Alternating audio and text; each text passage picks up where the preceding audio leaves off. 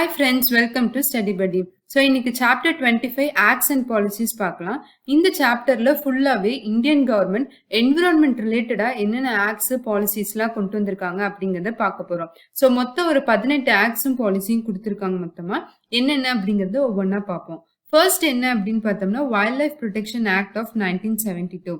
இது எப்போ வந்துச்சு அப்படின்னு பார்த்தோம்னா 1972ல ஸ்டாக்ஹோம்ல UN conference of human environment நடந்துச்சு. ஸோ அதுல இருந்து தான் ஃபர்ஸ்ட் இந்த என்விரான்மெண்ட் வந்துட்டு ஒரு இன்டர்நேஷனல் அஜெண்டா, அதுக்கு ஆக்ட்ஸ் பாலிசிஸ்லாம் வேணும் அப்படின்னு சொல்லி பேசுறாங்க. ஸோ அதனால எவ்ரி இயர் வந்துட்டு 5th ஜூனை வந்துட்டு வேர்ல்டு என்விரான்மெண்ட் டேவை நம்ம செலிப்ரேட் பண்ணிட்டு இருக்கோம். இதை 5th ஜூனை வந்துட்டு வேர்ல்டு என்விரான்மெண்ட் டேவை இது பண்றோம். ஸோ இந்த ஸ்டாக்ஹோம் கான்ஃபரன்ஸ்க்கு அப்புறம் இந்தியாவில் எடுத்துட்டோம்னா நிறைய ஆக்ட்ஸ் அண்ட் பாலிசிஸ் வந்து என்விரான்மெண்ட்டுக்காக கொண்டு வராங்க. Like wild life protection act, water control, water pollution act, forest conservation, air pollution control பண்றதுக்கு என்விரான்மெண்ட் ப்ரொடெக்ஷன் அப்படின்னு சொல்லிட்டு நிறைய ஆக்ட்ஸ் கொண்டு வராங்க.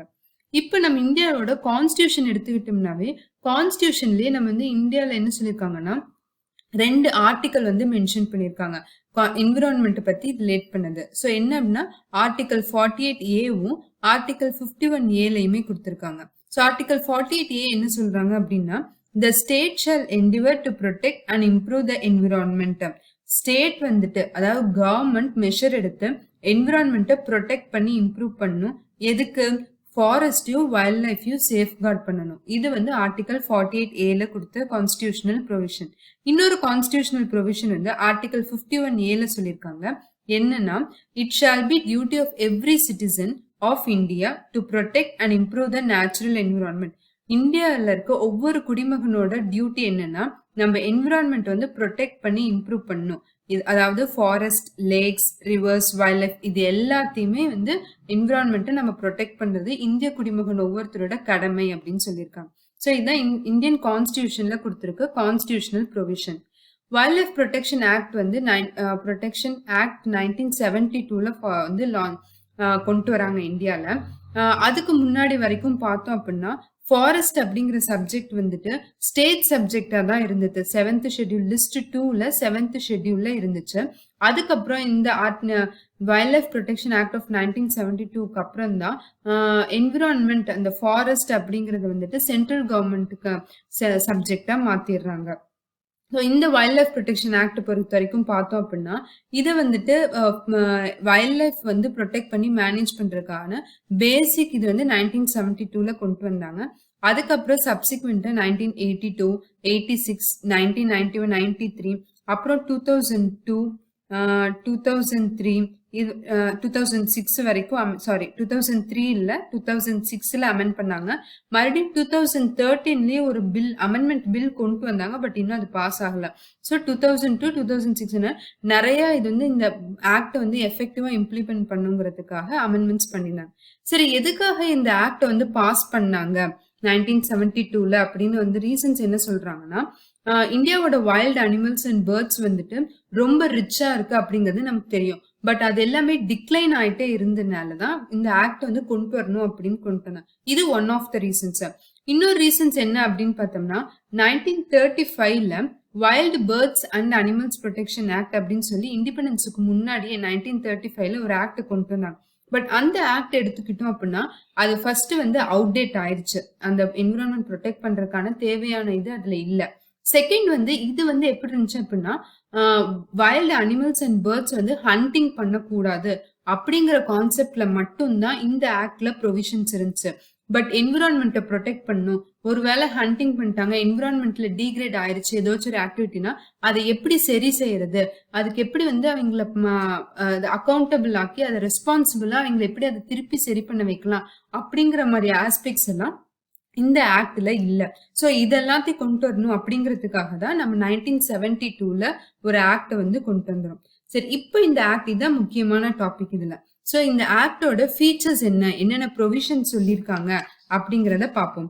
ஃபர்ஸ்ட் என்ன சொல்றாங்க அப்படின்னு பார்த்தோம்னா இது வந்து எல்லாமே கவர் பண்ணுதாமா. வைல்ட் லைஃப் ரிசோர்சஸ் எல்லாமே, அனிமல்ஸ், பிளான்ட்ஸ், எதுக்கெல்லாம் ப்ரொடெக்ஷன் அண்ட் மேனேஜ்மெண்ட் வேணுமோ அது எல்லாத்தையுமே இந்த 1972 ஆக்ட் வந்து கவர் பண்ணுது. அதுக்கப்புறம் இந்த வைல்ட் லைஃப் ப்ரொடெக்ஷன் ஆக்ட் கீழே பார்த்தோம் அப்படின்னா நமக்கு வந்து ஷெட்யூல்ஸ்ன்னு சொல்லி பிரிச்சிருப்பாங்க. 1ல இருந்து 6 ஷெட்யூல் வரைக்கும் இருக்கு. 6வது வந்துட்டு பிளான்ட் ஸ்பீஷிஸ்க்காக கொண்டு வந்த ஷெட்யூல். 1 இருந்து 5 வரைக்கும் இருக்கிறது வைல்ட் லைஃப்காக, அதாவது அனிமல்ஸ்க்காக கொண்டு வந்தது.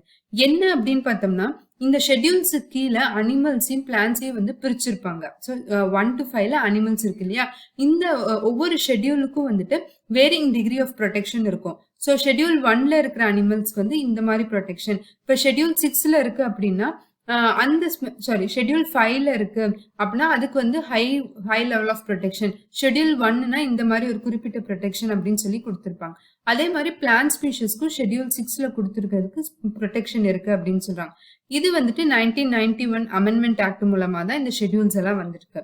அடுத்தது என்ன ஸ்பெஷல் ஃபீச்சர் அப்படின்னு பார்த்தோம்னா எக்ஸ்பர்ட் கமிட்டி வந்துட்டு இந்த இதுல expert committee constituted by the Indian board of wild life. இந்த protection act, wild life protection ஆக்டுக்கு அமெண்ட்மெண்ட்ஸ் எல்லாம் யார் கன்சிடர் பண்ணுவாங்க அப்படின்னா இந்தியன் போர்ட் ஆஃப் வைல்ட் லைஃப்ல தனியா இதுக்குன்னு ஒரு எக்ஸ்பர்ட் கமிட்டி போட்டு அவங்க தான் இதோட அமெண்ட்மெண்ட்ஸ் எல்லாம் என்னென்ன பண்ணலாம் அப்படிங்கறத சொல்லுவாங்க. இது ஒரு இம்பார்ட்டன்ட் ஃபீச்சர்ஸ்.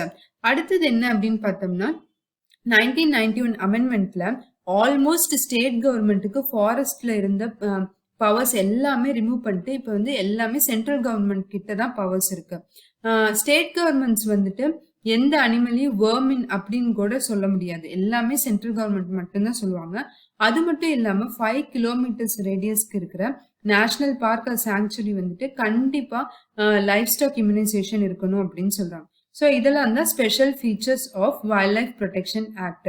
ஸோ இந்த வைல்ட் லைஃப் ப்ரொடெக்ஷன் ஆக்ட்ல என்னென்ன ப்ரொவைட் பண்றாங்க அப்படிங்கிற அடிஷனல் பாயிண்ட்ஸ் வந்து ஒவ்வொரு ஸ்டேட்டுக்கும் வைல்ட் லைஃப் அட்வைசரி போர்ட்ஸ் இருக்கு.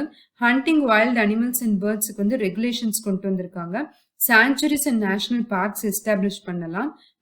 வைல்ட் அனிமல்ஸ், அனிமல் ப்ராடக்ட்ஸ் அதெல்லாம் வந்துட்டு ரெகுலேட் பண்றதுக்கு, ட்ரேடு அதாவது விற்கிறீங்க அப்படின்னா அதுக்கு ரெகுலேஷன்ஸ் கொண்டு வந்திருக்காங்க. இந்த ஆக்டை வந்து நீங்க வயலேட் பண்றீங்க அப்படின்னா ஜுடிஷியலா வந்துட்டு பெனால்டிஸ் இம்போஸ் பண்றாங்க. ஸோ நம்ம ஆல்ரெடி பார்த்த மாதிரி ஷெட்யூல் 1 வந்துட்டு ஷெட்யூல் 1ல இருக்கிறது வந்து ஹைலி என்டேஞ்சர், மாத்தி சொல்லிட்டேன்னு நினைக்கிறேன், sorry. Harming endangered species listed in schedule 1. Schedule 1ல இருக்கிற எந்த ஸ்பீஷஸையும் வந்துட்டு நம்ம வந்து என்டேஞ்சர் ஹார்மிங்கே பண்ண முடியாது. அதை நம்ம ஏதாச்சும் பண்ணிட்டோம் அப்படின்னா நமக்கு வந்து நிறைய கேஸோ பெனால்ட்டியோ நம்ம மேல போட்டுருவாங்க. ஷெட்யூல் 2ல இருக்கிறதுக்கு வந்துட்டு ஸ்பெஷல் பெர்மிஷன், ஸ்பெஷல் ப்ரொடெக்ஷன் இருக்கு. இந்த ஷெட்யூல் 2ல இருக்கிற அனிமல்ஸ் வந்துட்டு நம்ம ஹண்ட் பண்ணோம் அப்படின்னா அதுக்கு வந்து ஸ்பெஷல் ப்ரொடெக்ஷன் கொடுத்துருக்காங்க. ஷெட்யூல் 3ல பிக் கேம் இருக்கு. ஷெட்யூல் 4ல வந்துட்டு ஸ்மால் கேம். இதுக்கு எல்லாத்துக்குமே வந்து லைசன்சிங் பண்ணீங்க அப்படின்னு, லைசன்ஸ் இருந்தா மட்டும்தான் நீங்க ஹண்டிங் பண்ண முடியும். ஷெட்யூல் 5ல வந்துட்டு சில ஸ்பீஷஸை வந்துட்டு ரெஸ்ட்ரிக்ஷன்ஸ் இல்லாம ஹண்ட் பண்ணிக்கலாம். அது வந்து ஷெட்யூல் 5ல வரும். ஸோ ஷெட்யூல் 1ல இருக்கிற ஸ்பீஷியஸ் வந்து நம்ம டிஸ்டர்பே பண்ணக்கூடாது, அதுக்கு தான் ஹை ப்ரொடெக்ஷன் இருக்கு. ஷெட்யூல் 5ல இருக்கிறதுக்கு வந்து சில ரெஸ்ட்ரிக்ஷன்ஸ் வந்து கம்மியா இருக்கு, அப்ப நீங்க அதை ஹண்ட் பண்ணிக்கலாம், சில அனிமல்ஸ் மட்டும். ஓகேவா? இது வந்து வைல்ட் லைஃப் ப்ரொடெக்ஷன் ஆக்ட் பார்த்துட்டோம். அடுத்தது வந்துட்டு செகண்ட் இம்பார்ட்டன்ட் ஆக்ட் என்னன்னா environment protection act 1986. So environment protection act என்ன அப்படின்னு பார்த்தோம்னா இருக்கிறதுலே எல்லா என்விரான்மெண்ட் ப்ரொடெக்ட் பண்றதுக்கு, அதாவது பொல்யூஷனை வந்து ஃபைட் பண்ணும் அப்படிங்கிறதுக்கான ஒரு மெயின் ஆக்டே வந்துட்டு இந்த என்விரான்மெண்ட் ப்ரொடெக்ஷன் ஆக்ட் ஆஃப் 1986. இதுவும் வந்துட்டு கான்ஸ்டிடியூஷனல்ல நமக்கு ப்ரொவிஷன்ஸ் கொடுத்துருக்காங்க இல்லையா. ஆர்டிகல் 48A அதாவது டைரக்டிவ் பிரின்சிபல், ஸ்டேட் என்ன பண்ணணும், ஆர்டிகல் 51A வந்து நம்ம குடிமகன் வந்து என்ன பண்ணணும் அப்படிங்கிற சொல்ற சில ப்ரொவிஷன்ஸ் வந்து இருக்கு அப்படிங்கறத லாஸ்ட் டாபிக்லயே நம்ம பார்த்துட்டோம். சரி, இப்ப இந்த ஆக்ட் எடுத்தோம் அப்படின்னா இந்த என்விரான்மெண்ட் ப்ரொடெக்ஷன் ஆக்ட்ல என்ன ஸ்பெஷல் ஃபீச்சர்ஸ் இருக்கு, என்னென்ன பாயிண்ட்ஸ் இருக்கு அப்படிங்கறத பார்க்கலாம். ஸோ இது வந்துட்டு கம்ப்ளீட்டா சென்ட்ரல் கவர்மெண்ட் தான் பவர் இருக்கு. இந்த பொல்யூஷன் வந்து கண்ட்ரோல் பண்ணி ப்ரிவென்ட் பண்றதுக்கான மெஷர்ஸ் எடுக்கிற பவர் வந்துட்டு சென்ட்ரல் கவர்மெண்ட் கிட்ட மட்டும்தான் இருக்கு. அவங்க தான் வந்துட்டு இந்த பொல்யூஷன், இந்த இடத்துல இந்த ரிவர் வந்து பொல்யூட் ஆயிருக்கு, ஸோ இதை வந்து இப்படி வந்து சரி பண்ணலாம் அப்படிங்கிறதுக்கு ஒரு இன்ஸ்டிடியூஷன் வந்து கொண்டு வரதோ இல்ல வந்து ஸ்டெப்ஸ் எடுக்கிறதோ எல்லாமே வந்துட்டு சென்ட்ரல் கவர்மெண்ட் தான் பண்ணுவாங்க. அடுத்து என்ன அப்படின்னு பார்த்தோம்னா சென்ட்ரல் கவர்மெண்ட் வந்து அப்பாயிண்ட் பண்ற பர்சன்ஸ் தான் வந்துட்டு இப்போ ஒரு இடத்துல ஒரு லேண்டோ ஒரு ரிவரோ வந்துட்டு பொல்யூட் ஆயிடுச்சு அப்படின்னா அந்த இடத்துல இருந்து சாம்பிள் கலெக்ட் பண்றதுக்கும் சென்ட்ரல் கவர்மெண்ட்ல யார் அப்பாயிண்ட் பண்றாங்களோ அவங்க தான் போய் அந்த சாம்பிள்ஸ் எல்லாம் கலெக்ட் பண்ண முடியும், வேற யாரும் போய் பண்ண முடியாது. ஸோ டோட்டலா என்ன சொல்றாங்க, சென்ட்ரல் கவர்மெண்ட் கிட்ட மட்டும்தான் பொல்யூஷன் ரிலேட்டடான ஆக்டிவிட்டிஸ் எடுக்கிறதுக்கான பவர்ஸ் இருக்கு அப்படின்னு சொல்றாங்க. ஓகேவா? ஆம், இதுலயே வந்துட்டு இந்த ஆக்ட்லயே ஹசார்டஸ் சப்ஸ்டன்ஸ் ஹேண்டில் பண்றதுக்கு ஸ்பெஷல் ப்ரொசீஜர் குடுத்திருக்காங்க. அதுபடிதான் ரொம்ப தீங்கு விளைவிக்கக்கூடிய பொருட்கள்லாம் இருக்கும் இல்லையா பொல்யூஷன்ல. சோ அத வந்துட்டு இந்த ஆக்ட்ல என்ன ப்ரொசீஜர் சொல்லியிருக்காங்களோ அது மூலமா தான் பண்ணணும். சோ நான் அண்டர்லைன் பண்றது எல்லாமே இம்பார்ட்டன்ட் வேர்ட்ஸ். நீங்க அந்த இதை ஞாபகம் வச்சுட்டீங்க அப்படின்னாவே அந்தந்த ஆக்ட் கீழ என்னென்ன ப்ரொவிஷன்ஸ் இம்பார்ட்டன்ட் அப்படிங்கறத ரீகலெக்ட் பண்றதுக்கு ஈஸியா இருக்கும். அடுத்தது இதுதான் இம்பார்ட்டன்ட். லோக்கஸ் ஸ்டாண்டை அப்படிங்கறத வந்து ரிலாக்ஸ் பண்ணிருக்காங்க.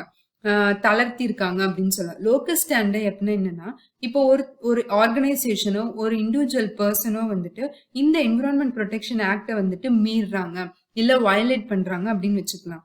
இப்ப லோக்கஸ் ஸ்டாண்டை வந்து அப்படின்னா ஒரு யார் இதா இருக்காங்களோ அவங்க தான் போய் அவங்க கம்ப்ளைண்ட் பண்ண முடியும் அப்படிங்கிற மாதிரி இல்லாம யாருனாலும் வந்துட்டு ஒரு காமன் சிட்டிசன் வந்துட்டு இந்த ஆர்கனைசேஷன் வந்து இப்படி என்விரான்மெண்ட்டை பொல்யூட் பண்றாங்க அப்படின்னு சொல்லி கோர்ட்டை போய் நம்ம அப்ரோச் பண்ணலாம். அதாவது என்ன சொன்னா ஒரு 60 நாளைக்கு முன்னாடியே வந்துட்டு இந்த ஆர்கனைசேஷன் இல்ல இந்த இண்டிவிஜுவல் வந்து இப்படி வந்து என்விரான்மெண்ட்டை பொல்யூட் பண்றாங்க, இந்த ஆக்ட வயலேட் பண்றாங்க அப்படின்னு நம்ம ஒரு நோட்டீஸ் கொடுத்துட்டு அந்த கோர்ட்டை போய் நம்ம அப்ரோச் பண்ணி அவங்க மேல ஆக்ஷன் எடுக்கலாம். So central and his intention to make a complaint to the central government. அதாவது யார்கிட்ட கம்ப்ளைண்ட் சென்ட்ரல் கவர்மெண்ட் இல்ல யார் அத்தாரிட்டியா இருக்காங்களோ அவங்கள்ட்ட நான் கம்ப்ளைண்ட் பண்ண போறேன் அப்படிங்கிற மாதிரி நோட்டீஸ் கொடுத்துட்டு கோர்ட்டை போய் அப்ரோச் பண்ணலாம். ஸோ இது வந்து one of the important features. அடுத்த இம்பார்ட்டன்ட் ஃபீச்சர்ஸ் என்ன அப்படின்னு பார்த்தோம்னா, சென்ட்ரல் கவர்மெண்ட் வந்துட்டு சென்ட்ரல் கவர்மெண்ட் தான் நம்ம ஆல்ரெடி சொன்ன மாதிரி ஆப்ரேஷன், ப்ராசஸ், ப்ரொஹிபிஷன், ஏதாச்சும் ஒரு இண்டஸ்ட்ரி வந்து இப்ப வந்து கம்ப்ளைண்ட் பண்ணிட்டாங்கன்னு வச்சுக்கோங்க. ஸோ இப்போ வந்து அந்த சென்ட்ரல் கவர்மெண்ட் மட்டும்தான் வந்துட்டு சரி இந்த இண்டஸ்ட்ரி வந்துட்டு இனிமேல் வந்து இப்படி ஆப்ரேட் பண்ணக்கூடாது, அது வந்து இந்த ஏரியால இருந்து இந்த இயங்குறதுக்கு நாங்க தடை விதிக்கிறோம் இல்ல அந்த கம்பெனியை இழுத்து மூடுறோம் அப்படிங்கிற மாதிரி ரெகுலேஷன் இது எல்லாமே யாரு சொல்லுவாங்க அப்படின்னா சென்ட்ரல் கவர்மெண்ட்டுக்கு மட்டும்தான் அத்தாரிட்டி இருக்கு. ஸோ இது வந்து வயலேட் பண்றாங்க, நாங்க இந்த கம்பெனில இந்த ஆக்ஷன் எடுக்கிறோம் அப்படிங்கிற அத்தாரிட்டி சென்ட்ரல் கவர்மெண்ட் மட்டும்தான் இருக்கு. இதுல ஸ்ட்ரிஞ்சன்ட்டா பயங்கரமா பெனால்டி இருக்கு. இப்போ ஒருவேளை இந்த ஆக்ட நீங்க வந்து வயலேட் பண்ணிட்டீங்க அப்படின்னா உங்க மேல பயங்கரமா சிவியர் ஆக்ஷன் எடுப்பாங்க. லைக் வந்து மினிமம் பெனால்டி வந்துட்டு 5 years or up to 1 lakh rupees இல்லைன்னா போத்தும் இருக்கு. நீங்க இந்த பெனால்ட்டியை ஃபாலோ பண்ணல அப்படின்னா ஒவ்வொரு நாளைக்கு 5000 வந்துட்டு ஃபைன் கட்டணும்னு சொல்லுவாங்க. இந்த ஃபைனையும் கட்டிட்டு நீங்க 1 வருஷத்துக்கு மேல எந்த ஆக்ஷனும் எடுக்கலைன்னா உங்களை 7 வருஷம் வரைக்கும் ஜெயில போடுறதுக்கு சென்ட்ரல் கவர்மெண்ட்டுக்கு அத்தாரிட்டி இருக்கு. ஓகேவா? அதே மாதிரி சிவில் கோர்ட் எதுவுமே வந்துட்டு இந்த என்விரான்மெண்ட் ரிலேட்டடான கேசஸ் எதுவுமே அங்க கேட்க முடியாது. அதுக்குன்னு இருக்கிற ஸ்டாஃப்ஸ் மட்டும்தான், அந்த அத்தாரிட்டி மட்டும்தான் இந்த என்விரான்மெண்ட் ரிலேட்டட் இதெல்லாம் பார்க்க முடியும். ஒருவேளை இந்த ஆக்ட்ல இருக்கிறது வந்துட்டு சுப்ரீமா இருக்கு அப்படின்னு சொல்லுவாங்க. அதாவது என்னன்னா மத்த ஆக்ட்ஸ்ல எங்கேயாச்சும் இது ரிலேட்டடா மென்ஷன் பண்ணியிருந்தாலும் இந்த ஆக்ட் என்விரான்மெண்ட் ப்ரொடெக்ஷன் ஆக்ட்ல இருக்கிறது தான் வந்துட்டு ஹை அப்படின்னு சொல்லி இதை தான் நம்ம ஃபாலோ பண்ணணும் அப்படிங்கிறாங்க. ஸோ இந்த 2 ஆக்டை இப்போ முடிச்சுட்டோம். வைல்ட் லைஃப் ப்ரொடெக்ஷன் ஆக்ட் ஒன்று, என்விரான்மெண்ட் ப்ரொடெக்ஷன் ஆக்ட். இந்த மாதிரி நீங்க லிஸ்ட் அவுட் பண்ணி இம்பார்ட்டன்ட் ஃபீச்சர்ஸும் நோட் பண்ணி வச்சுக்கோங்க. ஸோ இப்போ நம்ம இந்த என்விரான்மெண்ட் ப்ரொடெக்ஷன் ஆக்ட் பார்த்தோம். சென்ட்ரல் கவர்மெண்ட் தான் இம்பேர் பண்ணியிருக்காங்க, லோக்கல் ஸ்டாண்டை ரிலாக்ஸ் பண்ணிட்டாங்க.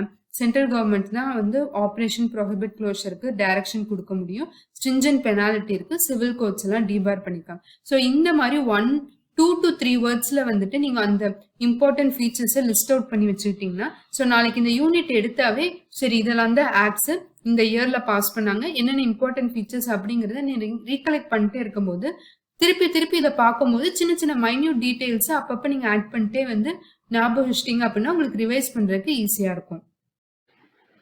தேர்ட் வந்து ஒரு பாலிசி, நேஷனல் ஃபாரஸ்ட் பாலிசி 1988ல பாஸ் பண்ணாங்க. இந்த பாலிசியோட மெயின் எய்ம் என்ன அப்படின்னு பார்த்தோம்னா என்விரான்மெண்டல் ஸ்டெபிலிட்டியை மெயின்டைன் பண்றதும் எக்கோலாஜிக்கல் பேலன்ஸ் மெயின்டைன் பண்றது தான் இந்த பாலிசியோட மெயின் எய்ம். ஸோ இதோட அப்ஜெக்டிவ்ஸ் வந்துட்டு கொஞ்சம் லிஸ்ட் அவுட் பண்ணியிருக்காங்க.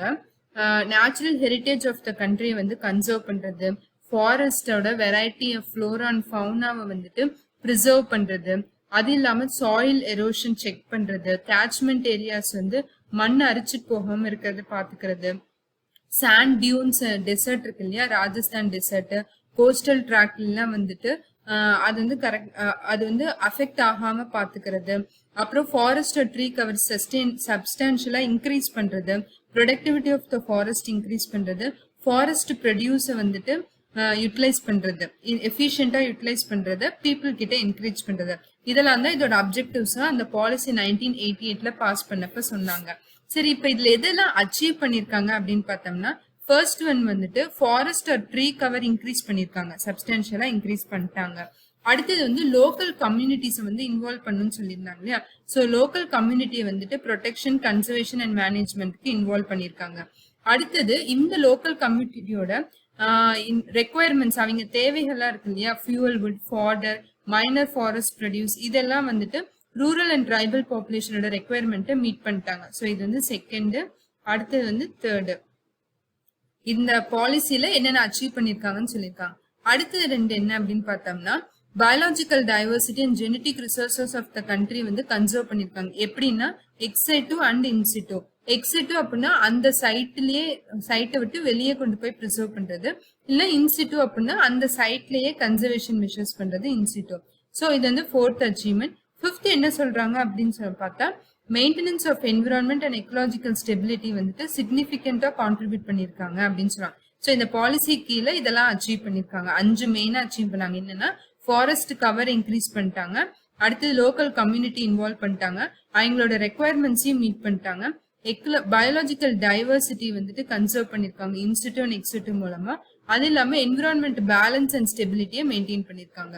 ஸோ இதுதான் வந்துட்டு இந்த பாலிசியோட 5 அச்சீவ்மெண்ட்ஸ். அடுத்து ஃபோர்த் ஆக்ட் பாலிசி என்னன்னா, ஒரு ஆக்ட், பயாலஜிக்கல் டைவர்சிட்டி ஆக்ட் 2002. இந்த ஆக்ட் எதுக்கு 2002ல பாஸ் பண்ணாங்க அப்படின்னு பார்த்தோம்னா, யுனைடெட் நேஷன்ஸோட சிபிடி, கன்வென்ஷன்ஸ் அண்ட் பயாலஜிக்கல் டைவர்சிட்டியை இந்தியாவில இம்ப்ளிமெண்ட் பண்ணும். இது வந்து 1992ல வந்துச்சு. இந்த சிபிடி இந்தியாவில கொண்டு வரணும் அப்படிங்க, அந்த அப்ஜெக்டிவ்ஸை ரியலைஸ் பண்ணும் அப்படிங்கிறதுக்காக இந்த ஆக்ட் வந்து 2002ல பாஸ் பண்றாங்க. இந்த ஆக்ட் எதுக்கு அப்படின்னு பார்த்தோம்னா, மேஜரா வந்துட்டு இதோட அப்ஜெக்டிவ்ஸ் வந்துட்டு பயாலஜிக்கல் டைவர்சிட்டியை கன்சர்வ் பண்றது, அதோட காம்பனன்ஸ் வந்து சஸ்டைனபிளா யூஸ் பண்றது, அந்த பயாலஜிக்கல் டைவர்சிட்டி, நம்மளை சுத்தி இருக்கிற டைவர்சிட்டி இருக்கு இல்லையா, அதுல இருந்து கிடைக்கிற பெனிஃபிட்ஸை வந்துட்டு ஈக்குவட்டபிளா, அதாவது ஈக்குவலா ஷேரா வந்து அந்த ஷேர் வந்து ஃபேர் அண்ட் ஈக்குவலா எல்லாத்தையும் இந்த பெனிஃபிட்ஸை ஷேர் பண்ணிக்கணும். இதுதான் வந்துட்டு இந்த சிபிடி சிபிடி வந்துட்டு கன்வென்ஷன் அண்ட் பயாலஜிக்கல் டைவர்சிட்டில இருந்து வந்த பயாலஜிக்கல் டைவர்சிட்டி ஆக்டோட மெயின் அப்ஜெக்டிவ்ஸ். என்னென்னா, பயாலஜிக்கல் டைவர்சிட்டியை கன்சர்வ் பண்ணணும், அதோட காம்பனன்ஸை சஸ்டைனபிளா யூஸ் பண்ணணும், அதுல இருந்து வர பெனிஃபிட்ஸை வந்து ஈக்குவலா ஷேர் பண்ணணும் அப்படின்னு சொல்றாங்க. இந்த ஆக்டை வந்து இம்ப்ளிமெண்ட் பண்றதுக்காக 3 டயர் ஸ்ட்ரக்சர் வந்துட்டு ரெகுலேட் பண்றதுக்காக கொண்டு வந்திருக்காங்க. அது 3 லெவல்ல இன்ஸ்டிடியூஷன் இருக்கு. எப்படின்னா, நேஷனல் பயோடைவர்சிட்டி அத்தாரிட்டி, என்பிஏ அப்படிங்கிறது நேஷனல் லெவல்ல இருக்கும். அதுக்கு கீழே ஸ்டேட் லெவல்ல ஸ்டேட் பயோடைவர்சிட்டி அத்தாரிட்டின்னு கொண்டு வந்திருக்காங்க. ஸ்டேட் பயோடைவர்சிட்டி போர்ட்ஸ் அப்படின்னு சொல்றாங்க, SBBன்னு சொல்றாங்க. ஸோ நேஷனல் பயோடைவர்சிட்டி அத்தாரிட்டி, அது கீழே ஸ்டேட் பயோடைவர்சிட்டி போர்ட்ஸ். அப்புறம் லோக்கல் லெவல்ல பார்த்தோம் அப்படின்னா BMC, பயோடைவர்சிட்டி மேனேஜ்மெண்ட் கமிட்டி வச்சிருக்காங்க. ஸோ என்னென்ன, NBA national biodiversity authority, SSB SBB state biodiversity board, அப்புறம் லோக்கல் லெவல்ல பயோடைவர்சிட்டி மேனேஜ்மெண்ட் கமிட்டிஸ் இருக்கு. ஸோ 2 இது பார்த்தோம். என்னென்ன பார்த்தோம்னா, நேஷனல் ஃபாரஸ்ட் பாலிசியும் பயாலஜிக்கல் டைவர்சிட்டி ஆக்டும் பார்த்துட்டோம். நேஷனல் ஃபாரஸ்ட் பாலிசியோட அச்சீவ்மெண்ட்ஸ் எல்லாமே லிஸ்ட் அவுட் பண்ணியிருக்கேன். அடுத்தது பயாலஜிக்கல் டைவர்சிட்டி ஆக்டோட அப்ஜெக்டிவ்ஸ் என்னென்ன, கன்சர்வ் பயோடைவர்சிட்டி, சஸ்டைனபிள்ஸ், அப்புறம் 3 இது வந்து SBB நேஷனல் லெவல்ல என்னென்ன இன்ஸ்டிடியூஷன்ஸ் இருக்கு அப்படிங்கறத சொல்லியாச்சு. ஸோ 5th ஆக்ட் வந்துட்டு the scheduled tribes and other traditional forest dwellers recognition of forest rights act. So இந்த வந்து ஃபாரஸ்ட் ரைட்ஸ் ஆக்ட் 2006, FRA 2006 அப்படின்னா இந்த ஷெட்யூல் ட்ரைப்ஸ் ஆக்ட் தான் சொல்றாங்க. ஸோ இது எதுக்கு அப்படின்னு பார்த்தோம்னா, ஃபாரஸ்ட்ல இண்டிவிஜுவல் ட்ரைபல் பீப்புள்லாம் இருக்காங்க இல்லையா, அவங்களோட இண்டிவிஜுவல் ரைட்ஸ் டு கல்டிவேட்டட் லேண்டையும், அதே மாதிரி community rights over common property ரிசோர்ஸஸையும் வந்துட்டு அவங்களுக்கு திருப்பி கொடுக்கணும். ஃபாரஸ்ட் வந்து டெவலப் பண்றோம் இல்ல ப்ரொடெக்ட் பண்றோங்கிறதுல இவங்களோட ரைட்ஸ் எல்லாம் நம்ம இது வரைக்கும் சரியா ரெகக்னைஸ் பண்ணாம இருந்தோம். ஸோ அதை திருப்பி அந்த ரைட்ஸ் அவங்கள்ட்ட கொடுக்கணுங்கிறதுக்காக இதை கொண்டு வந்திருக்காங்க. இப்போ இந்த இதுல வந்துட்டு ஸ்கோப் அண்ட் இது என்ன அப்படின்னு பார்த்தோம்னா, சிக்னிஃபிகண்டா இது வந்துட்டு integrating conservation and livelihood of the rights of the people. So இந்த ஏரியாவில் இருக்கிற ஏரியாவையும் கன்சர்வ் பண்ணிட்டு அதே மாதிரி அந்த பீப்புளோட லைவ்லிஹுட்டையும் ப்ரொடெக்ட் பண்றதுனால இந்த ஆக்ட் வந்து ரொம்ப சிக்னிபிகண்ட் அப்படின்னு சொல்றாங்க. ஸோ இந்த ஆக்ட்ல வந்து ஃபர்ஸ்ட் டைம் வந்துட்டு இதுக்கு முன்னாடி வந்த ஃபாரஸ்ட் ரிலேட்டட் இல்ல என்விரான்மெண்ட் ரிலேட்டட் ஆக்ட்ஸ்ல இந்த மாதிரி பீப்புள் அங்க இருக்கிற பீப்புள் பத்தி எந்த இதுவுமே மென்ஷன் பண்ணிருக்க மாட்டாங்க. இந்த ஆக்ட் தான் ஃபர்ஸ்ட் டைம், இந்த ஃபாரஸ்ட் ரைட்ஸ் ஆக்ட் 2006 தான் ஃபர்ஸ்ட் டைம் இது எல்லாத்தையும் ரெகக்னைஸ் பண்ணிருக்க. என்னென்ன அப்படின்னு பார்த்தோம்னா இண்டிவிஜுவல் ரைட்ஸ் மட்டும் இல்ல, கம்யூனிட்டி ரைட்ஸையும் ரெகக்னைஸ் பண்ணிருக்கு. அதே மாதிரி அந்த கம்யூனிட்டிஸ் எல்லாம் வந்துட்டு ட்ரெடிஷ்னலா எதை ப்ரொடெக்ட் பண்ணி கன்சர்வ் பண்ணிட்டு இருந்தாங்களோ அவங்க வந்து அதை திருப்பி இப்ப ப்ரொடெக்ட் பண்ணிக்கலாம், ரீஜெனரேட் பண்ணிக்கலாம், கன்சர்வ் பண்ணலாம் ஒரு மேனேஜ் பண்ணிக்கலாம் அப்படின்னு சொல்றாங்க. So the right to protect and regenerate for protecting and conserving for sustainable use. இது செகண்டா வந்து இந்த ஆக்ட் ஃபர்ஸ்ட் டைம் இதெல்லாம் ரெகக்னைஸ் பண்ணிருக்கு. அது மட்டும் இல்லாம இன்டெலெக்சுவல் ப்ராப்பர்ட்டி ரைட் அந்த பீப்புளுக்கு அங்க கிடைக்கிற இதுக்கு வந்து ஐபிஆர் ப்ராப்பர்ட்டி ரைட்டும் ட்ரெடிஷ்னல் நாலேஜ் என்னெல்லாம் இருக்கோ அதுல வந்து அந்த பீப்புளுக்கு தான் சொந்தமானது அப்படின்னு சொல்றாங்க. அதே மாதிரி ஒருவேளை டேம் கட்டுறதுக்கோ இல்ல வேற ஏதாச்சும் ஒரு டெவலப்மெண்ட் ஆக்டிவிட்டிஸ்க்காகவோ அந்த இடத்துல இருந்த ட்ரெடிஷ்னல் பீப்புளை வந்து டிஸ்பிளேஸ் பண்ணியிருந்தாங்க அப்படின்னா அவங்களுக்கு அந்த இடத்துல உரிமை இருக்கு அப்படின்னு சொல்றாங்க. So right of displaced communities and rights over developmental activities. So இந்த ரைட்ஸ் எல்லாம் ஃபர்ஸ்ட் டைம் இந்த ஆக்ட் வந்து ரெகக்னைஸ் பண்ணிருக்காங்க. ஸோ இதோட சேலியன்ட் ஃபீச்சர்ஸ் என்ன அப்படின்னு பார்த்தோம்னா இந்த ஆக்டோட நோடல் இம்ப்ளிமெண்டேஷன் ஏஜென்சி வந்து மினிஸ்ட்ரி ஆஃப் ட்ரைபல் அஃபேர்ஸ். இந்த ஆக்ட் வந்துட்டு tribal and other traditional forest dwelling communities ரெண்டுக்குமே அப்ளிகபிள் ஆகும்னு சொல்றாங்க. ஸோ ட்ரைபல் பீப்புளுக்கு அப்ளிகபிள் ஆகும். அந்த ஃபாரஸ்ட்ல வந்து ரொம்ப நாளா வந்து யாராச்சும் பீப்புள் இருக்காங்க அப்படின்னா அவங்களுக்கும் அப்ளிகபிள் ஆகும் அப்படின்னு சொல்றாங்க. ஸோ யார் அந்த பீப்புள் அப்படின்னா அதுக்கு ஒரு கிரைட்டீரியா சொல்றாங்க. 3 ஜென்ரேஷன்ஸ்க்கு அந்த பீப்புள் அந்த இடத்துல இருக்கணும். 3 ஜென்ரேஷன்ஸ் அப்படின்னா ஒரு ஜென்ரேஷன் வந்து 25 இயர்ஸ் கணக்கு சொல்றாங்க. ஸோ 3 into 25 இயர்ஸ் வந்து அந்த இடத்துல இந்த மக்கள் இருந்தாங்க அப்படின்னா அவங்களும் வந்துட்டு இந்த ரைட்ஸ் எல்லாம் ரெகக்னைஸ் பண்றாங்க. அதே மாதிரி மேக்சிமமா வந்துட்டு ஒரு 4 hectares மட்டும்தான் இந்த பீப்புள்னால ஓன் பண்ண முடியும், அதுக்கு மேல இது பண்ண முடியாது. National park, sanctuaries, reserve forest, protected forest எல்லாமே வந்துட்டு இந்த ரைட்ஸ் அப்ளிகபிள் அப்படின்னு சொல்லி ரெகக்னைஸ் பண்றாங்க. அப்புறம் இந்த ஃபாரஸ்ட்ல கிடைக்கிற மைனர் ஃபாரஸ்ட் ப்ரொடியூஸ் வந்துட்டு இந்த பீப்புள் வந்துட்டு ஓன் பண்ணலாம், இந்த அது வந்து அவங்களுக்கு தான் சொந்தம் அப்படின்னு சொல்றாங்க. ஸோ மைனர் ஃபாரஸ்ட் ப்ரொடியூஸ்னா எது சொல்றாங்கன்னா நான் டிம்பர் ஃபாரஸ்ட் ப்ரொடியூஸ் எல்லாமே வந்துட்டு மைனர் ஃபாரஸ்ட் ப்ரொடியூஸ் தான் சொல்றாங்க. அது இல்லாம இந்த ஆக்ட் வந்துட்டு forest right relating to government providing for purpose of school, hospital, anganwadis இதுக்கு எல்லாமே வந்துட்டு அந்த ட்ரைபல் இந்த ஒருவேளை ஃபாரஸ்ட் ஏரியா வந்து கவர்மெண்ட் வந்து ஸ்கூலோ ஹாஸ்பிட்டலோ கட்டுறாங்க அப்படின்னா அந்த ஏரியா வந்துட்டு இந்த ஃபாரஸ்ட் பீப்புளுக்கு வந்து ரைட்ஸ் இருக்கு அப்படின்னு சொல்றாங்க. இன்னொன்னு வந்து முக்கியமான பாயிண்ட் என்ன அப்படின்னு பார்த்தோம்னா இங்க வந்துட்டு பீப்புள் வந்து ஓன் பண்றாங்க இல்லையா ஒரு ப்ராப்பர்ட்டி வந்து ஒரு ட்ரைபல் பீப்புள் வந்து ஒரு பர்சன் வந்து ஒரு 4 ஏக்கர் நிலம் வச்சிருக்காங்க அப்படின்னா அந்த 4 ஏக்கர் நிலத்தை வந்து அவங்களோட ஜென்ரேஷன் அவங்களுக்கு கீழே வர ஜென்ரேஷன் பீப்புளுக்கு மட்டும்தான் அவங்களோட ஆஃப் ஸ்பிரிங் ஒரு சில்ட்ரனுக்கு மட்டும்தான் ஹெரிட்டபிளா கொடுக்க முடியும், அவங்க இன்ஹெரிட் பண்ணிப்பாங்க. இந்த ப்ராப்பர்ட்டியை வந்து நம்ம வேற யாருக்கும் வந்து விற்கவோ எழுதி வைக்கவோ முடியாது அப்படிங்கிறாங்க. ஸோ இந்த ஆக்ட் கீழே இந்த ஃபாரஸ்ட் ஏரியால ட்ரைபல் பீப்புள் வந்து ப்ராப்பர்ட்டி வந்து is only heritable not transferable.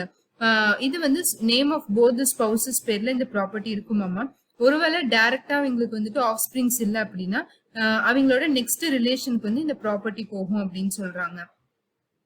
அடுத்தது இங்க வந்து இந்த ஆக்டுக்கு படி கிராம் சபா தான் வந்துட்டு கம்பிட்டன்ட் அத்தாரிட்டி. ஸோ எந்த அளவுக்கு வந்துட்டு ஃபாரஸ்ட் ரைட்ஸ் வந்து இந்த பீப்புள் கொடுக்கலாம், அவங்களுக்கு வந்து யார் யாரெல்லாம் இந்த ட்ரெடிஷ்னல் டுவெல்லிங் பீப்புள் அப்படிங்கிறது எல்லாமே வந்து கிராம் சபாக்கு தான் அத்தாரிட்டி இருக்கு இந்த ஆக்ட் கீழே டிசைட் பண்றதுக்கு. ஸோ என்ன ஆக்ட் பார்த்திருக்கோம்னா scheduled tribes and other traditional dwellers recognition of forest rights act 2006ல பாஸ் பண்ண ஆக்ட பார்த்தோம்.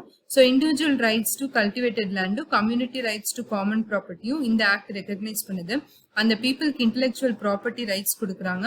டிஸ்பிளேஸ்டு கம்யூனிட்டி பீப்புளோட அதாவது டெவலப்மெண்டல் ஆக்டிவிட்டிஸ் அவங்களுக்கும் ரைட்ஸ் கொடுக்குறாங்கன்னு சொல்லலாம். ஸோ இதோட ஃபீச்சர்ஸ் என்னன்னா மினிஸ்ட்ரி ஆஃப் ட்ரைபல் அஃபேர்ஸ் வந்துட்டு இதை இந்த ஆக்டோட நோடல் ஏஜென்சி யார் இம்ப்ளிமெண்ட் பண்றாங்க அப்படின்னா ministry of tribal affairs.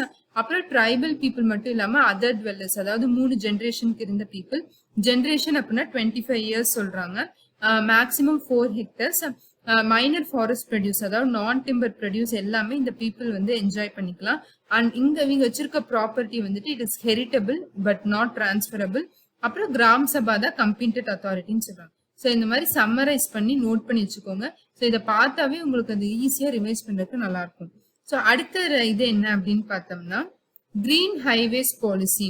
So இது ஒரு பாலிசி 2015ல கொண்டு வராங்க. Green highways policy, plantation, transplantation, beautification and maintenance பேர்லயே இருக்கு. ஸோ இந்தியாவில் இருக்க ஹைவேஸ் எல்லாத்தையும் வந்துட்டு மரம் செடியெல்லாம் நட்டு அதை வந்து அழகா வச்சிருக்கணும் அப்படிங்கிற, அதை மெயின்டைன் பண்ணணும் அப்படிங்கிறத இந்த பாலிசியோட மெயின் எய்மா இருக்கும். ஸோ நமக்கு தெரியும் இந்தியாவில் பார்த்தோம் அப்படின்னா நிறைய ரோட்ஸ் இருக்கு. அரௌண்ட் 47 lakhs கிலோமீட்டர் ரோடு இருக்கு அப்படின்னு சொல்றாங்க. அதுல முக்காவாசி வந்துட்டு நேஷனல் ஹைவேஸ், அதாவது 2 to 3% வந்துட்டு நேஷனல் ஹைவேஸா இருக்கு அப்படின்னு சொல்லலாம். ஸோ இந்த நேஷனல் ஹைவேஸ்ல தான் நமக்கு தெரியும் ஹெவி டிராபிக் போகுது. ஸோ இந்த நேஷனல் ஹைவேஸை வந்துட்டு எக்கோ ஃப்ரெண்ட்லியா டெவலப் பண்ணணும் அப்படிங்கறத இந்த பாலிசியோட எய்ம். எப்படின்னா கம்யூனிட்டி, ஃபார்மர்ஸ், என்ஜிஓஸ், பிரைவேட் செக்டரோட ஹெல்ப்போட இந்த நேஷனல் ஹைவேஸ் எல்லாத்தையும் வந்து எக்கோ ஃப்ரெண்ட்லியா மாத்த போறாங்க. அதுக்கு என்னென்ன ஸ்டெப்ஸ் எடுக்கிறாங்க அப்படின்னு பார்த்தோம்னா ஏர் பொல்யூஷன் வந்து இந்த ரோட்ஸ்ல கண்டிப்பா நிறைய இருக்கும், பிகாஸ் வெஹிக்கிள்ஸ் நிறைய போகுதுங்கிறதுனால.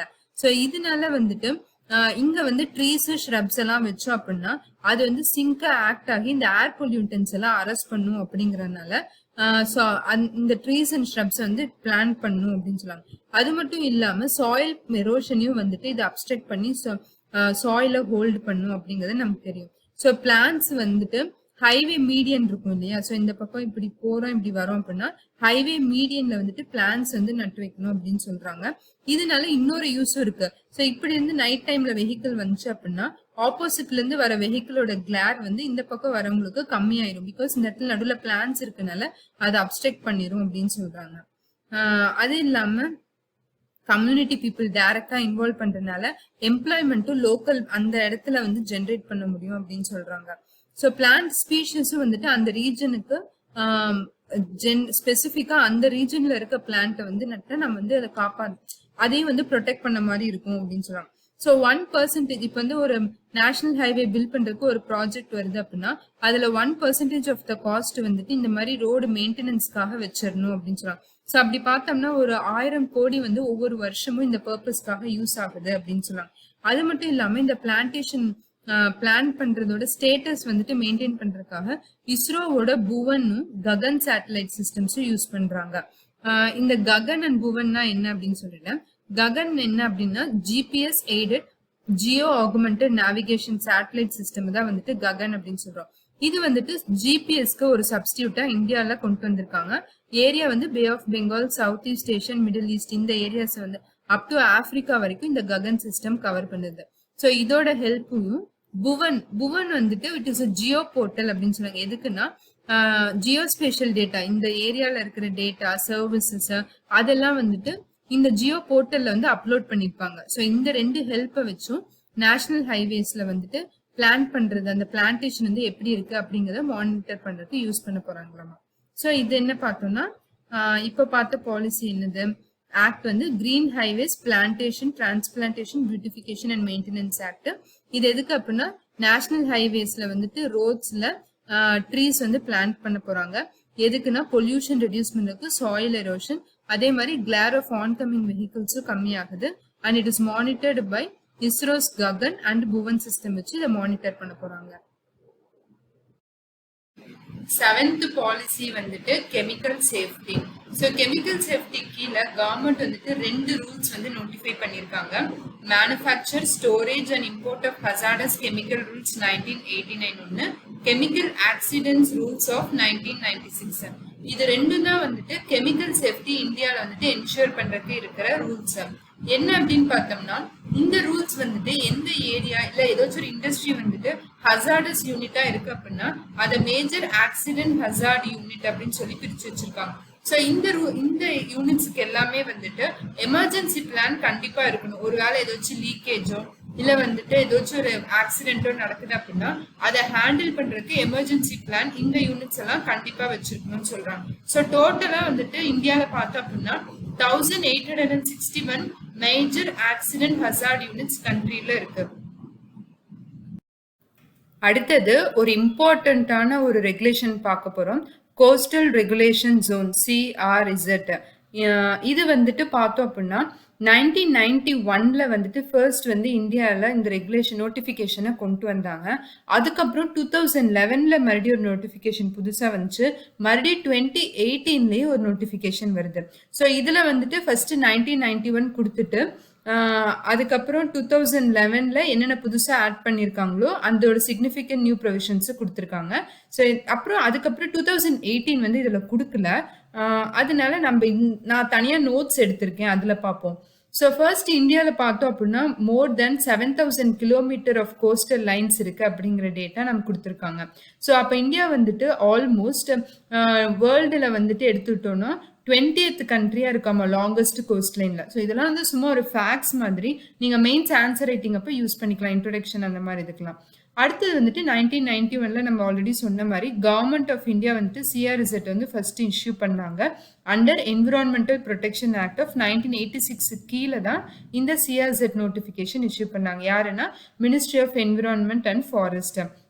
இப்போ இந்த CRZ நோட்டிஃபிகேஷன் போகிறதுக்கு முன்னாடி டைட் லைன்ஸ்னா என்ன அப்படிங்கிற ஒரு கான்செப்ட் வந்து நமக்கு தெரியணும். ஸோ 2 டைடு இருக்கு, ஸ்ப்ரிங் டைட் அண்ட் நீப் டைட் அப்படின்னு சொல்லுவோம். நமக்கு ஸ்ப்ரிங் டைட் தான் வந்துட்டு இந்த டைட் லைன்ஸ் காஸ் பண்றதுக்கு கணக்கு எடுத்துப்போம். ஸோ ஸ்ப்ரிங் டைட்னா என்ன அப்படின்னு பார்த்தோம்னா தண்ணி இருக்கு இல்லையா, இப்போ கோஸ்டல் ரீஜன் அது ஏதோச்சும் ஒரு இடத்துல தண்ணி இருக்குன்னா அதோட லெவல் வந்துட்டு இன்க்ரீஸ் ஆகும் டிக்ரீஸ் ஆகும். இது எதனால அப்படின்னு சொல்றாங்கன்னா சன்னு அண்ட் மூனோட கிராவிடேஷனல் புல் ஆன் எர்த்னால தான் இந்த வேரியேஷன் இருக்கு அப்படின்னு சொல்றாங்க. ஸோ இதுல ஸ்ப்ரிங் டைட் அப்படின்னு என்னன்னா சன்னு மூணு எர்த் மூணுமே வந்துட்டு ஒரே லைன்ல வரும்போது ஸ்ப்ரிங் டைட் நடக்கும் அப்படின்னு சொல்றாங்க. ஸோ இந்த பாத்தீங்களா, இந்த இடத்துல நார்மலா இப்படி தண்ணி இருக்குமாமா, பட் தண்ணி வந்து இந்த மூணு இது ஒரே லைன்ல இருக்கனால மூணோட கிராவிட்டினால இப்படி இழுக்குது அப்படின்னு சொல்றாங்க. ஸோ இந்த மாதிரி ஒரு மாசத்துக்கு 2 தடவை நடக்கும் இந்த ஒரே லைன்ல வர்றது. எப்படின்னா new Moon and full Moon அப்ப சன் மூன் அண்ட் எர்த் வந்து ஒரே லைன்ல வரும். ஸோ இந்த அன்னைக்கு தான் ஸ்ப்ரிங் டைட் நடக்கும் அப்படின்னு சொல்றாங்க. ஓகேவா. அடுத்தது என்ன அப்படின்னு பார்த்தோம்னா நீப் டைடு. நீப் டைட் வந்துட்டு பெர்பெண்டிகுலரா இருக்கும் போது சன்னும் மூணும் பெர்பெண்டிகுலரா இருக்கும் போது. ஸோ இது வந்து இந்த வேண்டியதில்லை இப்போதைக்கு. பட் டைட்ஸ் அப்படின்னா என்ன அப்படின்னு சொல்றோம், spring tide and neap tide. So இதுதான் வந்துட்டு டைடல் லைன் அப்படின்னு சொல்றாங்க. ஸோ இப்போ கிராவிடேஷன்னால டைட் லைன் வந்துட்டு இன்க்ரீஸ் ஆயிருக்கு இல்லையா, இந்த இடத்துல இருக்கு பார்த்தீங்களா. ஸோ அதை வந்துட்டு ஹை டைட் லைன் அப்படின்னு சொல்லுவாங்க. ஸோ இந்த இடத்துல இருக்குது ஹை டைட் லைன். இது வந்துட்டு கிராவிட்டி இல்லாம நார்மலா தண்ணி இருக்கிற இடத்துல இருக்கும்போது. ஸோ இது வந்து இப்ப தண்ணி இது வரைக்கும் வரல, இந்த அளவுக்கு மட்டும்தான் இருக்கு. பட் இந்த அடுத்த இமேஜ் பாத்தீங்க அப்படின்னா தண்ணி இது வரைக்கும் போயிருக்கு பாருங்க. ஸோ இந்த இடத்துல தெரியுதா, இந்த ராக்ஸ் எல்லாம் இருக்கு இல்லையா, இது வரைக்கும் போயிருக்கு தண்ணி. ஸோ இது வந்து கிராவிட்டினால இந்த அளவுக்கு போயிருக்குனால இது ஹை டைட் லைன் அப்படின்னு சொல்லுவாங்க. நார்மலா இந்த இடத்துல இருக்குது, இது லோ டைட் லைன் அப்படின்னு சொல்லுவாங்க. ஸோ இதை வந்து இப்படி இந்த கிராஸ் செக்ஷன் வியூ பார்த்தோம் அப்படின்னா எப்படி காமிச்சிருக்காங்கன்னு பார்க்கலாம். இந்த இப்படி ஸ்லோப்பா போகுது. ஆர்டினரியா எப்பயுமே இந்த ஏரியா வந்து தண்ணிக்குள்ளார சப்மர்ஜ் ஆகிதான் இருக்கும். இது வந்து mean low tide line, ordinary low tide line அப்படின்னு சொல்லலாம். கிராவிட்டினால தண்ணி இன்க்ரீஸ் ஆச்சு அப்படின்னா இது வரைக்கும் தண்ணி போகும், ஆர்டினரி ஹை டைட் லைன் அப்படின்னு சொல்லுவோம். ஸோ ஆவரேஜா இந்த அளவுக்கு வரைக்கும் போகுது, இந்த அளவுக்கு வரைக்கும் குறையும் அப்படின்னு சொல்றாங்க. ஸோ இதுதான் வந்து டைட் லேண்ட்ஸ் அப்படின்னு சொல்றாங்க. ஓகேவா. இப்ப இதை வச்சுதான் கோஸ்டல் ரெகுலேஷன் ஜோன் நோட்டிபிகேஷன் கொண்டு வந்தாங்க. ஸோ என்ன சொல்றாங்க அப்படின்னு பார்த்தோம்னா இது வந்துட்டு இந்த 2011 ரெகுலேஷன் என்ன பண்ணிருக்காங்க அப்படின்னா அந்த டைடல் லைனை வச்சு ஏரியாவை பிரிச்சிருக்காங்க. ஸோ அதாவது இப்ப CRZ1 அப்படின்னு எடுத்துக்கிட்டோம்னா இந்த இது பாருங்க, இது வந்து 2011 நோட்டிபிகேஷன் படி. ஸோ 2011 நோட்டிபிகேஷன் படி CRZ1 அப்படிங்கிறது coastal regulation zone of area 1னா in eco sensitive and intertidal areas இந்த ஏரியா சொல்றாங்க. இந்த ஏரியா எப்படி இருக்கும்னா எக்கோ சென்சிட்டிவாவும் இருக்கும், இன்டர்டைடல் ஏரியாஸ் அதாவது ஹைடைட் லோடைட் வர ஏரியா அப்படின்னு சொல்றாங்க. அடுத்தது CRZ2 வந்துட்டு areas which have been developed up to or close to the shore. ஷோருக்கு பக்கத்திலேயே டெவலப் ஆன ஏரியாஸ் வந்துட்டு CRZ2 அப்படின்னு சொல்றாங்க. அடுத்து CRZ3னா என்னன்னா areas that R relatively undisturbed, அதாவது மோஸ்டா வந்து அன்டிஸ்டர்ப்டா இருக்கு. CRZ1க்கும் 2க்கும் கீழே வராத ஜோன்ஸ் வந்து CRZ3ன்னு சொல்றாங்க. 4 அப்படிங்கிறது இந்த ஏரியா, அதாவது இந்த லோ டைட் லைன்ல இருந்து கடலுக்குள்ளார நாட்டிக்கல் மைல்ஸ் மெஷர் பண்ணுவாங்க டிஸ்டன்ஸை. ஸோ ஒரு 12 நாட்டிக்கல் மைல்ஸ் வரைக்கும் இருக்கிற ஏரியாவை CRZ4 அப்படின்னு சொல்லுவாங்க. நோ டெவலப்மெண்ட் ஜோன் NDZ அப்படின்னா நோ டெவலப்மெண்ட் ஜோன். ஸோ இந்த நோ டெவலப்மெண்ட் ஜோன் வந்துட்டு ஒரு 200 மீட்டர்ஸ் இருக்கு. ஹை டைட்ல இருந்து சிஆர்இசட் 3 ஏரியா வரைக்கும் நம்ம மெஷர் பண்ணோம்னா ஒரு 200 மீட்டர்ஸ்க்கு இருக்கிற ஏரியா வந்துட்டு நோ டெவலப்மெண்ட் ஜோன் அப்படின்னு சொன்னாங்க. சரி, எதுக்கு இப்படி ஜோன் வைஸ் பிரிச்சிருக்காங்க அப்படின்னா, இந்த ஜோன் வந்துட்டு இப்ப இது வந்து இந்த ஏரியா வந்து கோஸ்டல் லைன் இருக்கு. ஸோ அது வந்து எந்த ஏரியாக்கு எந்த இதுக்கு ஜோன் கீழே வருதுன்னு பார்ப்பாங்க. ஸோ அந்த ஜோன் கீழே எந்த மாதிரி ஆக்டிவிட்டிஸ் வந்து பெர்மிட்டடோ அது மட்டும்தான் அந்த இடத்துல அலோவ் பண்ணணும் அப்படிங்கிறதுக்காக இந்த ஏரியாஸை இப்படி பிரிச்சிருக்காங்க. இப்போ 2011 நோட்டிஃபிகேஷன் படி பார்த்தோம் அப்படின்னா கோஸ்டல் ஜோன் வந்துட்டு ஒரே நிமிஷம். ஸோ 2011 நோட்டிஃபிகேஷன் படி சிஆர்இசட் 1 ஏரியாவில் வந்துட்டு நியூ கன்ஸ்ட்ரக்ஷன் மட்டும் எக்ஸெப்ஷன்ஸ் கொடுத்துருக்காங்க. அதாவது roads, trans harbour sea links அந்த மாதிரி டைடல் ஃப்ளோவை அஃபெக்ட் பண்ணாத கன்ஸ்ட்ரக்ஷன் ஆஃப் ரோட்ஸும் ஹார்பர் சீஸும் பண்ணலாம். Department of atomic energy related ப்ராஜெக்ட்ஸும் இந்த ஏரியாவில் அலோவ் பண்ணுறாங்க. ஸோ அந்த மாதிரி என்னென்ன பெர்மிஷன்ஸ், வேற என்ன பெர்மிஷன் இருக்கு? கேஸ் எக்ஸ்ப்ளோரேஷன் அண்ட் எக்ஸ்ட்ராக்ஷன் பண்ணலாம். சால்ட் மேனுஃபேக்சர், டீசாலினேஷன் பிளான்ட்ஸ்லாம் சிஆர்இசட் 1ல அலௌடு. 2ல என்னென்ன அப்படின்னு பார்த்தோம்னா other permissions for building construction on the landward part of the hazardous line. அந்த லைன்ல இருந்து லேண்டை நோக்கி போற பக்கத்துல நம்ம கன்ஸ்ட்ரக்ட் பண்ணிக்கலாம் அப்படின்னு சொல்லுவாங்க. அதே மாதிரி சிஆர்இசட் 3க்கு என்னென்ன அலௌடு, என்னென்ன ப்ராஜெக்ட்ஸ் பண்ணலாம் அப்படின்னு சொன்னாங்க. சிஆர்இசட் 4 எடுத்துட்டோம் அப்படின்னா இங்க வந்துட்டு ட்ரெடிஷ்னல் ஃபிஷிங், லோக்கல் கம்யூனிட்டிஸ் பண்ற ட்ரெடிஷ்னல் ஃபிஷிங்க்கு சிஆர்இசட் 4, அதாவது அந்த நாட்டிக்கல் மைல்ஸ் கடல் நோக்கி போற பகுதி இருக்கு இல்லையா, அங்க வந்துட்டு நோ ரெஸ்ட்ரிக்ஷன் அப்படின்னு சொல்றாங்க. அதே மாதிரி சாலிட் வேஸ்டோ இல்ல வந்து ட்ரீட் பண்ணாத சுவேஜ் வேஸ்டோ வந்துட்டு இந்த இடத்துல நம்ம போய் வந்து இது பண்ணக்கூடாது அப்படின்னு சொல்றாங்க. இந்த இடத்துல போய் நம்ம போட்டோம்னா நமக்கு ஆக்ஷன்ஸ் எடுப்பாங்க. ஸோ இதுதான் வந்துட்டு 2011 நோட்டிஃபிகேஷன் கீழே பெர்மிஷன்ஸ். அதுக்கப்புறம் பார்த்தோம் அப்படின்னா 2014ல வந்துட்டு ஒரு கமிட்டி வந்து ஃபார்ம் பண்றாங்க, ஷைலேஷ் நாயக் கமிட்டி அப்படின்னு சொல்லிட்டு. Ministry of environment, forest, climate change வந்துட்டு இந்த கமிட்டி ஃபார்ம் பண்ணாங்க. எதுக்கு அப்படின்னா இந்த சிஆர்இசட் வந்துட்டு மேலும் இம்ப்ரூவ் பண்ணணும், அதுல நிறைய ஓட்டையெல்லாம் இருக்கு அப்படிங்கறதுனால அதை வயலேட் பண்றதுக்கு நிறைய பண்றாங்க, என்விரான்மெண்ட்டை ப்ரொடெக்ட் பண்ணும் அப்படிங்கிறனால அதுக்காக ஒரு கமிட்டி ஃபார்ம் பண்ணாங்க. இந்த கமிட்டி 2015ல ரிப்போர்ட் சப்மிட் பண்ணாங்க. அதுக்கப்புறம் 2018ல டிராஃப்ட் கமிட்டி வந்துட்டு 2019ல வந்துட்டு சிஆர்இசட் நியூ கைட்லைன்ஸ் வந்துட்டு ஃபார்ம் பண்ணி அதையும் இஷ்யூ பண்ணிடுறாங்க. ஸோ இந்த கைட்லைன்ஸ் படி பார்த்தோம் அப்படின்னா ஏரியா வந்து பிரிச்சதுல சில மாற்றங்கள் கொண்டு வந்திருக்காங்க. ஸோ இதுதான் கோஸ்டல் ரெகுலேஷன் ஜோன் நோட்டிஃபிகேஷன் 2018ல என்ன சேஞ்சஸ் அப்படின்னு பார்த்தோம்னா ஏபி அப்படின்னு சொல்லிட்டு சிஆர்இசட் 1லயும் 3லயும் பிரிச்சிருக்காங்க முக்கியமா. ஸோ சிஆர்இசட் 1ஏனா என்ன அப்படின்னு சொல்றாங்கன்னா எக்கோ சென்சிட்டிவ் ஏரியாஸ், எக்கோலஜி சென்சிட்டிவா இருக்கிற ஏரியாஸ் வந்து சிஆர்இசட் 1. 1B வந்துட்டு இன்டர் டைடல் ஏரியாஸ் வந்துட்டு 1B அப்படின்னு சொல்றாங்க.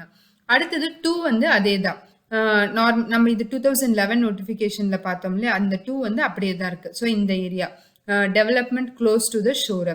அடுத்தது 3 வந்துட்டு 2ஆ பிரிச்சிருக்காங்க, அதாவது பாப்புலேஷன் டென்சிட்டி வச்சு பிரிச்சிருக்காங்க. பாப்புலேஷன் டென்சிட்டி வந்துட்டு அபவுட் 2161 ஸ்கொயர் கிலோமீட்டருக்கு இருந்துச்சு அப்படின்னா, அதாவது 2011 சென்சஸ் படி 2161க்கு மேல இருந்துச்சு பாப்புலேஷன் அப்படின்னா அது வந்து சிஆர்இசட் 3A அப்படின்னு பிரிக்கிறாங்க. அதுக்கு கீழே பாப்புலேஷன் இருந்துச்சு அப்படின்னா அது 3B அப்படின்னு பிரிக்கிறாங்க. அதுக்கேற்ற மாதிரி அந்த டெவலப்மெண்ட் ஆக்டிவிட்டிஸை அலோவ் பண்ணுவாங்க. அடுத்து சிஆர்இசட் 4A வந்துட்டு நம்ம ஆல்ரெடி பார்த்தா இந்த 12 nautical miles towards the sea. B வந்துட்டு வாட்டர் பாடிஸ் இன்ஃப்ளூயன்ஸ் பண்ண tidal influenced by water bodies வந்துட்டு 4Bன்னு வச்சிருக்காங்க. அப்புறம் நோ டெவலப்மெண்ட் ஜோனை வந்துட்டு 2011 நோட்டிஃபிகேஷன்ல எப்படி வச்சிருந்தாங்க அப்படின்னா 200 metres from the tide line, எது வரைக்கும்னா இந்த சிஆர்இசட் 3A வரைக்கும் அப்படின்னு சொல்லியிருந்தாங்க. இப்போ வந்துட்டு இந்த சிஆர்இசட் 3Aக்கு கிட்ட வந்துட்டு ஒரு 50 மீட்டரும், இங்க இது கிட்ட வரும்போது சிஆர்இசட் 3Bக்கு வந்துட்டு 200 மீட்டர்ஸ் அப்படின்னு சொல்லி வேரியேஷன் கொடுத்துருக்காங்க. இதுல நோ டெவலப்மெண்ட் ஜோன் NDZ அப்படின்னா இந்த இடத்துல எதுவுமே பண்ண முடியாது. So no development zone. So இந்த இதுபடி பார்த்தோம் அப்படின்னா 2018ல நியூ ரிஃபார்ம்ஸ் என்னென்ன அப்படின்னு பார்த்தோம்னா டெவலப்மெண்ட் ப்ராஜெக்ட்ஸ்ல no development zones NDZ area வந்து கம்மி பண்ணிட்டாங்க. அப்புறம் வந்து சிஆர்இசட் 3A 3B அப்படின்னு பிரிச்சிருக்காங்க. அதாவது பாப்புலேஷன் டென்சிட்டி அபவுட் 2161 வந்துட்டு 3Aனும் லெஸ் தேன் இருக்கிறத வந்துட்டு 3B அப்படின்னு சொல்லியிருக்காங்க. ஸோ இங்க வந்துட்டு 200 மீட்டர்ஸ் இருக்கும், நோ டெவலப்மெண்ட்ஸ் இருக்கும், இங்க வந்து 50 மீட்டர்ஸ் இருக்கும். இதுக்கு முன்னாடி 2011 நோட்டிபிகேஷன் படி பார்த்தோம் அப்படின்னா மொத்தமாவே 200 மீட்டர்ஸ் வந்து அப்படின்னு சொல்லி கொடுத்திருந்தாங்க. ஸோ இப்போ நம்ம என்ன அவ்வளோதான். இதுதான் வந்துட்டு coastal regulation zone notification. So இது வந்து புக்ல இதுல வந்து அப்டேட் ஆகாம இருக்கு. 2011 நோட்டிஃபிகேஷன் வரைக்கும் மட்டும்தான் இருக்கு. ஸோ 2018 நம்ம கவர் பண்ணிட்டோம். அடுத்தது இது கூடயே வந்துட்டு ஐலண்ட் ப்ரொடெக்ஷன் ஜோன் நோட்டிஃபிகேஷனும் கொண்டு வந்தாங்க. 2011லயே கொண்டு வந்தாங்க. அப்புறம் அதுலயும் வந்துட்டு நோட்டிஃபிகேஷன்ல சேஞ்சஸ் வந்து 2019லயும் புதுசா கொண்டு வந்திருந்தாங்க. ஸோ 2019 நோட்டிஃபிகேஷன் படி ஐலண்ட் ப்ரொடெக்ஷன் ஜோன் நோட்டிஃபிகேஷன் என்ன அப்படின்னு பார்த்தோம்னா, நோ டெவலப்மெண்ட் ஜோன் வந்துட்டு 200 metres from the high tide lines for all islands அப்படிங்கிறத மாத்திட்டாங்க. அதே மாதிரி அந்தமான் அண்ட் நிக்கோபார் ஐலாண்ட்ஸையும் வந்துட்டு அதர் ஐலாண்ட்ஸ் மாதிரி எப்படி. So this brings the norms for Andaman and Nicobar at par with coastal regulation zones for other islands. So இது வரைக்கும் இதுக்கு முன்னாடி 2011 நோட்டிஃபிகேஷன்ல எப்படி இருந்துச்சு அப்படின்னா, பேக் வாட்டர்ஸ் அண்ட் மெயின்லேண்ட் கிட்ட இருக்கிற ஐலாண்ட்ஸுக்கு வந்து ஒரு மாதிரியான ரெகுலேஷன் ஒன்று, அந்தமான் நிக்கோபார் ஐலாண்ட்ஸ் மாதிரி ஒரு 4 ஐலாண்ட் இருக்கு இல்லையா தனியா, அந்த ஐலாண்ட்ஸுக்கு வந்துட்டு ஒரு வேற நார்ம்ஸ் அப்படின்னு சொல்லி இருந்துச்சு. பட் இப்போ வந்துட்டு எல்லாமே ஒரே மாதிரி கொண்டு வந்துடுறாங்க. அதே மாதிரி 2018ல வந்துட்டு நம்பர் ஆஃப் ப்ரொவிஷன்ஸ் வந்துட்டு இன்ஃப்ராஸ்ட்ரக்சர் டெவலப்மெண்ட் அண்ட் கன்ஸ்ட்ரக்ஷனுக்காக ரிலாக்ஸ் பண்ணியிருக்காங்க. அது மட்டும் இல்லாமல் ஃப்ளோர் ஏரியா ரேஷியோவையும் வந்துட்டு ஈஸ் பண்ணியிருக்காங்க. ஸோ அப்படின்னா it included easing floor area ratio in coastal urban areas. So no development ஜோனை வந்துட்டு டென்ஸ்லி பாப்புலேட்டட் ஏரியாஸை 50 மீட்டர்ஸ் ஃப்ரம் ஹை டைட் லைனுக்கு மாற்றிட்டாங்க. இதுக்கு முன்னாடி 200 மீட்டர்ஸ் இருந்துச்சு, இப்போ வந்து 50 மீட்டர்ஸ் மாற்றிட்டாங்க. இது எதுக்கு அப்படின்னு பார்த்தோம்னா, இது நித்தி ஆயோகோட ஹோலிஸ்டிக் டெவலப்மெண்ட் இந்த ஐலாண்ட்ஸ்க்கு அலைன் பண்ணி இந்த சேஞ்சஸ் வந்து ஐபிசெட் ஐலாண்ட் ப்ரொடெக்ஷன் ஜோனுக்கு கொண்டு வந்திருக்காங்க. ஸோ இப்போ நம்ம என்ன பார்த்தோம்னா, ஐலாண்ட் ப்ரொடெக்ஷன் ஜோன் நோட்டிஃபிகேஷன் 2011 பார்த்தோம். ஸோ அந்த 4 ஐலாண்ட் என்ன அப்படின்னா, இந்த 4 ஐலாண்டு தவிர மற்றதுக்கெல்லாம் ஒரு ரெகுலேஷன் அப்படின்னு சொல்லியிருந்தேன் இல்லையா, அது வந்து north Andaman, middle Andaman, south Andaman and great Nicobar. So இதுக்கெல்லாம் ஒரு இது இருந்துச்சு. பட் இப்போ வந்து 2019 ஸோ 2018-19ல புதுசாக வந்துச்சு இல்லையா, அதுபடி எல்லாமே ஒரே இதுக்கு கொண்டு வந்துட்டாங்க. ஸோ இது முடிச்சாச்சு. ஸோ இப்போ என்ன பார்த்தோம், இப்போ வந்துட்டு 9 ஆக்ட்ஸ் அண்ட் பாலிசிஸ் நம்ம கவர் பண்ணிட்டோம். இன்னொரு 9 இருக்குது, அதை நான் அடுத்த வீடியோவில் நம்ம கவர் பண்ணுவோம். தேங்க்யூ.